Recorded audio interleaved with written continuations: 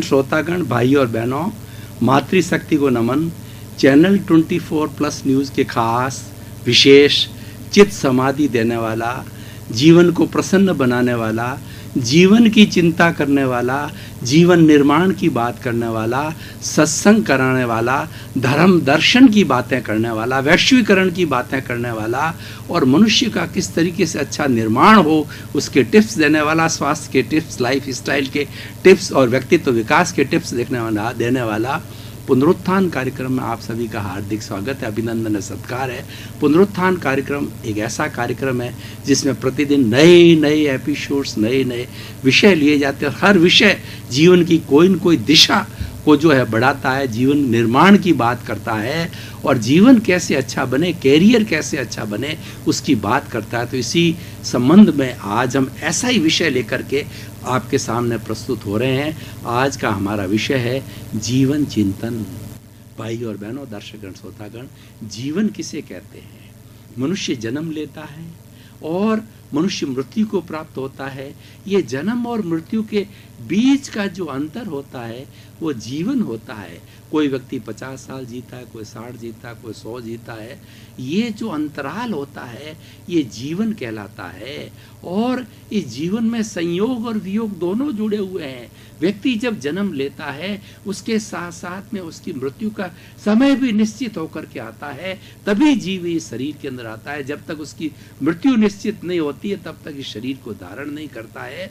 84 लाख जीवायोनि का कोई भी प्राणी जो है जब तक उस शरीर को धारण नहीं करेगा, जब तक कि उसकी मृत्यु का समय निश्चित नहीं हो जाता। यानी हर संयोग के साथ वियोग जुड़ा हुआ रहता है।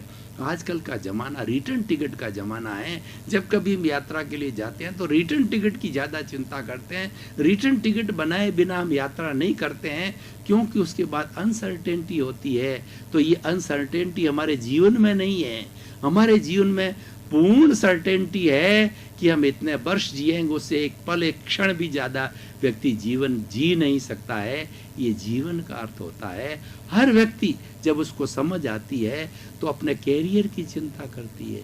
आज का युग कंपटीशन का युग है, आज का युग मेरिट का युग है। हर व्यक्ति अपने जीवन को अच्छा बनाना चाहता है और ये ग्लोबलाइजेशन, प्राइवेटाइजेशन, लिबरलाइजेशन के इस युग के अंदर हर व्यक्ति विश्व का महान व्यक्ति बनना चाहता है, विश्व का नंबर 1 व्यक्ति बनना चाहता है। यानी वो अपने कैरियर की बहुत चिंता करता है।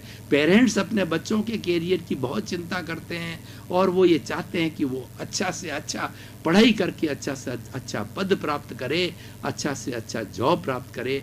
तो ये चिंतन जीवन की चिंता होती है। तो मैं जीवन चिंतन को 2 भागों में बांटता हूँ। एक तो हमारा जो है व्यवहारिक जगत, एक हमारा निज का जगत जो भीतरी जगत कहलाता है, प्राइवेट वर्ल्ड, एंड दूसरा हमारा ये कलेक्टिव वर्ल्ड जिसमें हम जीते हैं। तो पहले बाह्य जगत की बात करें तो बाह्य जगत के अंदर बच्चा जन्म लेता है, सब तो परिवार के साथ में रहता है।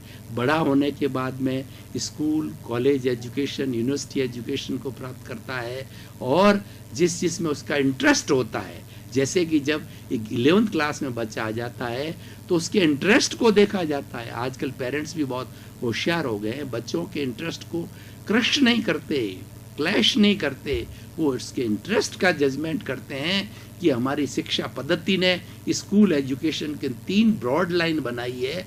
पहली साइंस मैथमेटिक्स, दूसरी साइंस बायोलॉजी, तीसरा कॉमर्स और चौथा आर्ट्स। ये चारों दिशाएं इसलिए बनाई है कि व्यक्ति कौन सी लाइन में उसका रुझान है, किस लाइन में उसका इंटरेस्ट है। 10th तक ये सारे common subject, general knowledge, computer वगैरह, लैंग्वेज, ये सारे कॉमन पढ़ाए जाते हैं। क्यों पढ़ाए जाते हैं?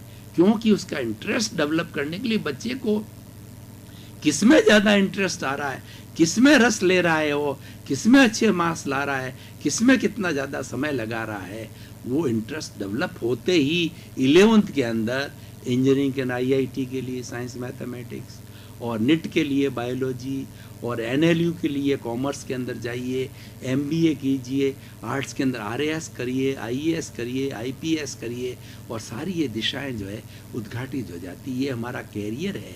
और जब व्यक्ति अपनी पूर्ण शिक्षा को प्राप्त कर लेता है तब वो जॉब की बात करता है। जॉब प्राइवेट करना है, व्यक्तिगत अपना खुद का धंधा करना है, या प्राइवेट सेक्टर के अंदर जाना है, या कोई पॉलिटिक्स के अंदर जाना है, जो जो उसके भाग्य में लिखा हो, जो उसका इंटरेस्ट हो, दोनों ही बातें। देखिए, आदमी का पुरुषार्थ भी होता है और भाग्य भी होता है।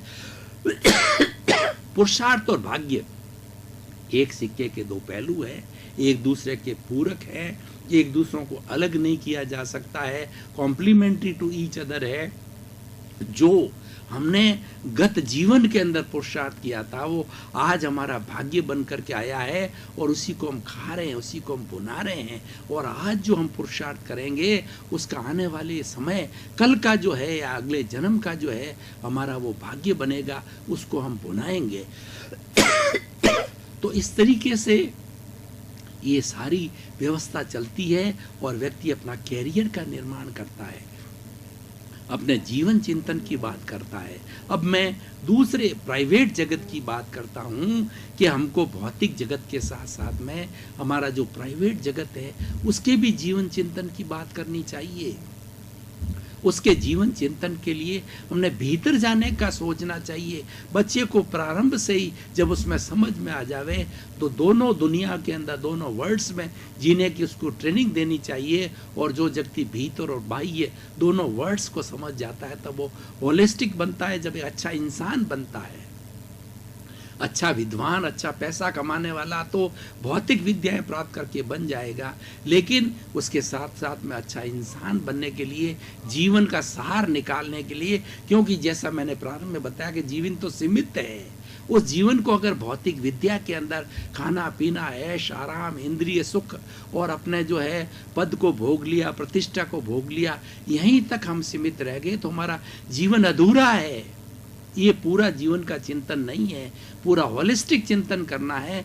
दोनों का सामंजस्य रखिए, भीतर जाकर के आप चिंतन करिए कि मैं कौन हूँ, मैं कहाँ से आया हूँ और मुझे कहाँ जाना है। अपने अस्तित्व को पहचान लिए, अपने निज स्वरूप को पहचानिए। निज स्वरूप बहुत ईजी है पहचानना, कोई भी परीक्षा कर सकता है। मैं आपको एक उदाहरण के द्वारा बताना चाहता हूँ। एक व्यक्ति हॉस्पिटल के अंदर भर्ती है और वो लास्ट मोमेंट के ऊपर है, वो कहना चाहिए डेथ बेड के ऊपर है। तो उस वक्त हम देख रहे हैं कि व्यक्ति हलन चलन कर रहा है और धीरे धीरे बोल भी रहा है, आंखें खुल रही है, उसका सारा शरीर हलन चलन करता है। लेकिन थोड़ी देर के बाद हम देखते हैं हंसा जब उड़ जाता है, जब हमारा चेतन तत्व चला जाता है, आत्म तत्व चला जाता है, मूल चीज चली जाती है, तो उसके बाद के अंदर डॉक्टर डिक्लेयर करता है now he is dead, now it is a dead body. और डेड बॉडी होने के बाद के अंदर हमारे समाज के लोग आते हैं तो उसको घर ले जाते हैं, नहलाते हैं और करते हैं जल्दी कीजिए, इसमें दुर्गंध हो रही है, उसका खून है, सारा वो पानी बन गया है और इसकी आँखें वगैरह है और कीड़े मकोड़े आ रहे हैं। इस तरीके से उसको जला दिया जाता है। और मुस्लिम लोग होते हैं वो गाड़ देते हैं, अपनी अपनी पद्धति होती है। और कई जो है दूसरे जो जरूस्ट्रियन हैं, वो जोरास्ट्रियंस लोग, पारसी लोग हैं, वो पेड़ के ऊपर लटका देते हैं डेड बॉडी को। अपनी अपनी व्यवस्था है, इसके पीछे बड़े बड़े लॉजिक मैं उसमें नहीं जाना चाहता हूँ। मैं ये कह रहा हूँ कि जीवन चिंतन करने के लिए हमें स्वरूप को पहचानना है, उसकी साक्षी में काम करना है। जैसा मैंने बताया, उसकी साक्षी थी जो बोल रहा था और उसकी साक्षी चली गई, हंसा उड़ गया तो खेल खत्म। यानी जब तक सांसा जब तक आशा, ये कहा जाता है। इस तत्व को पकड़ो, ये निस्वरूप है, यही हमारा जीवन का सही चिंतन है। आप बाह्य विकास करो, कोई दिक्कत नहीं है, पर सारा विकास जो है आत्म साक्षी के साथ में करना चाहिए। आप डॉक्टर बनो, इंजीनियर बनो, गृहस्थी लेडीज बनो, बड़े वकील बनो, कुछ भी करो, कुबेर बनो, कुछ भी करो, लेकिन आत्म साक्षी को नहीं भूलना है। आपको ये मान के चलना है एक दिन जाना है। इसीलिए कितना संग्रह करना है वो आपको सोचना है, किसके लिए करना है सब सोचना है। इसीलिए हमारी भारतीय संस्कृति के अंदर दान की महिमा गाई गई है सेवा की महिमा गाई गई है कि आपके कर्मों के जो है कारण बहुत बड़ा पैसा आपको मिला है। तो पैसा मिलने के बाद कितना भोग करोगे? 1%, 2%, 5%, 10% भोग करो, तो बाकी का सारा आप डोनेशन में दीजिए, चैरिटी में दीजिए, परोपकार में दीजिए। और कोई व्यक्ति के पास धन नहीं है, उसके पास समय है, तन की सेवा कीजिए, मन की सेवा कीजिए, धन की सेवा कीजिए। ये सारी व्यवस्थाएं बनाई गई है, लेकिन सब चीज आत्मसाक्षी में होने चाहिए। आप चाहे संन्यास ग्रहण करें, आत्मसाक्षी में रहें, आप गृहस्थ में रहें, आत्मसाक्षी में रहें। वो गृहस्थ का कोई भी कार्य करें, आप नेता बन जाएं, प्राइम मिनिस्टर बन जाएं, प्रेसिडेंट ऑफ इंडिया बन जाएं, और आप जो है वो इंटरनेशनल जो है वो अपना कोर्ट है उसके जस्टिस बन जाए, सब में आत्मसाक्षी भाव रखिए, क्योंकि ये शरीर नाशवान है। भेद विज्ञान कीजिए, ये शरीर जाने वाला है।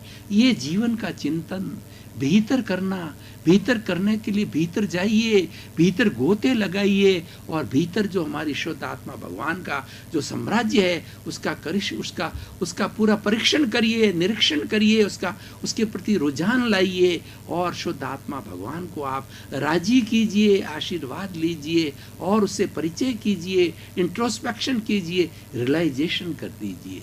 जब आपने रियलाइजेशन हो गया और आपने ये मान लिया, 24 आवर्स आप यही मान के चलते हैं, मैं तो शुद्ध आत्मा हूँ, और जो कुछ ये व्यवहार कर रहा हूँ ये मेरा व्यवहार जगत है। निश्चय जगत के अंदर मैं शुद्ध आत्मा हूँ, और 84 लाख जीवा योनि के भीतर विराजमान शुद्ध आत्मा भगवान के दिव्य दृष्टि से दर्शन उसको नमन करता हूँ।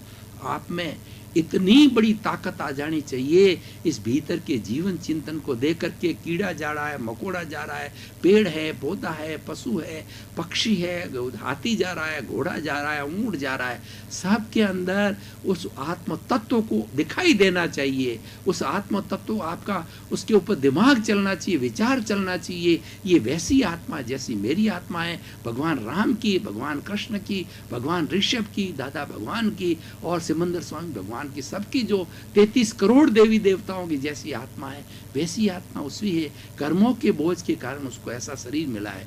तो भाई और बहनों, दर्शकगण, श्रोतागण, आज का जैसी हमारी पुनरुत्थान कार्यक्रम की परंपरा है कि हम हर एपिसोड को जो है कसौटी पर कसते हैं, ये एपिसोड उपयोगी है कि नहीं है, ये एपिसोड जो हमारे काम का है कि नहीं है, ये यूजलेस तो नहीं है, उसको कसौटी पर कसते हैं और रिलीवेंस को पहचानते हैं। उसकी जो है जितनी भी हमारी उपयोगिता है उसको देखते हैं, और उस उपयोगिता के बाद हम निष्कर्ष पर पहुंचते हैं कि ये एपिसोड जो है व्यक्ति को क्या देगा, समाज को क्या देगा, विश्व को क्या देगा। तो मैं कहना चाहूँगा कि जिस व्यक्ति ने अपने जीवन का चिंतन कर लिया वो व्यक्ति सुधर जाएगा।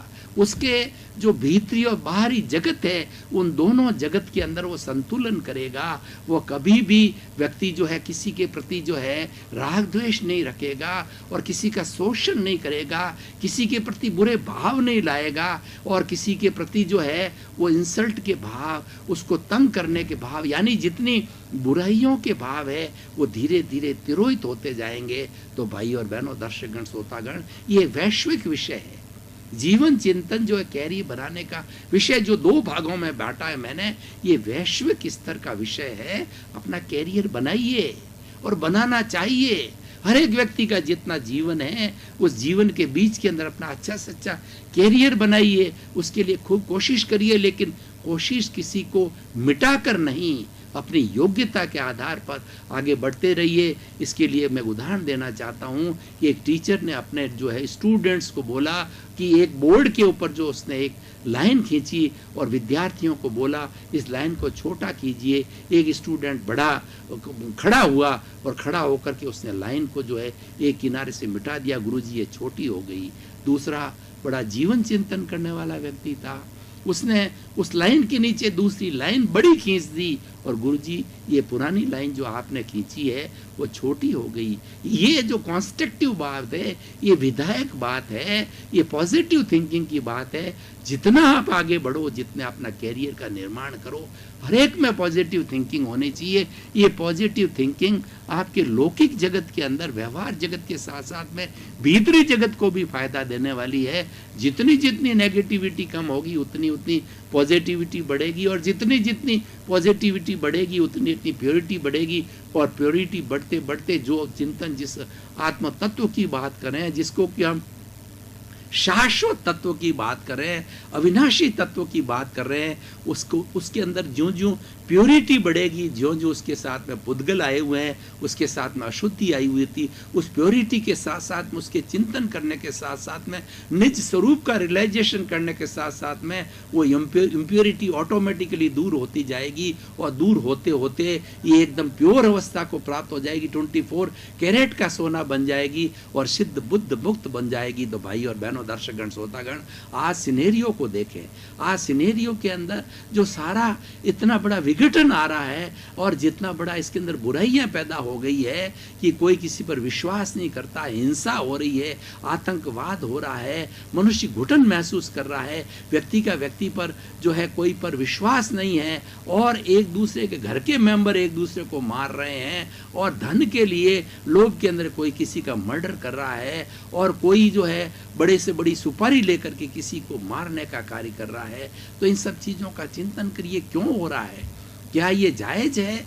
आपको किसी का जान लेने का आपको कोई अधिकार नहीं है। आप किसी को पैदा कीजिए, किसी की हेल्प कीजिए, ये आपका पुरुषार्थ है, लेकिन किसी की जान लेना, किसी को मिटाना, किसी को समाप्त करना, ये आपका पुरुषार्थ नहीं है। और ये जो है एक घृणित कार्य है। ऐसा घृणित कार्य कम से कम इंसान को तो नहीं करना चाहिए, क्योंकि इंसान के पास में डेवलप्ड माइंड है, इंसान के पास में डेवलप्ड बुद्धि है, इंसान के पास में डेवलप्ड प्रज्ञा है। वो अगर आत्मसाक्षी से उसका चिंतन करे तो ऐसी अवस्थाएं नहीं हो सकती। तो आज का एपिसोड ये बताता है कि अगर आप जीवन चिंतन करते हैं, अपने निज स्वरूप की साक्षी रखते हैं, तो कोई भी बुराई आपके पास पटक नहीं सकती, क्योंकि निज स्वरूप में बुराई नहीं है। निज स्वरूप तो अनंत ज्ञान वाला है, निज स्वरूप अनंत दर्शन वाला है, निज स्वरूप अनंत शक्ति वाला है, निज स्वरूप अनंत सुख का धाम है।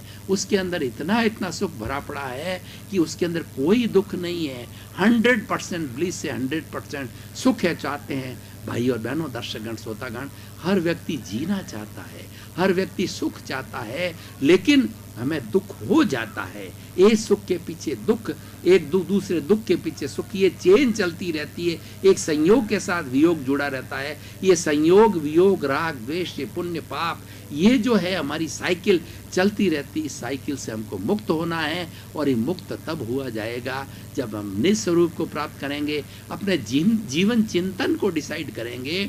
हम अपने सारे जो है लौकिक जगत के कार्य करते करते साक्षी अपने परम तत्व की रखेंगे, ज्ञाता दृष्टा भाव को रखेंगे। मैं जानने वाला हूँ, मैं देखने वाला हूँ, ये उसकी साक्षी है, मैं ज्ञाता हूँ, मैं दृष्टा हूँ। इस भावना को हम रखेंगे तो धीरे धीरे हमारी सारी बुराई है ऑटोमेटिकली समाप्त हो जाएगी। जब व्यक्ति में समाप्त होगी, तब वो परिवार में समाप्त होगी, फिर वो समाज में समाप्त होगी, फिर वो देश में समाप्त होगी, फिर वो विश्व में समाप्त होगी। और विश्व एक वसुधैव कुटुम्बकम बनेगा। ये विश्व ऐसा स्वर्ग बनेगा जिसमें व्यक्ति रहना चाहेगा।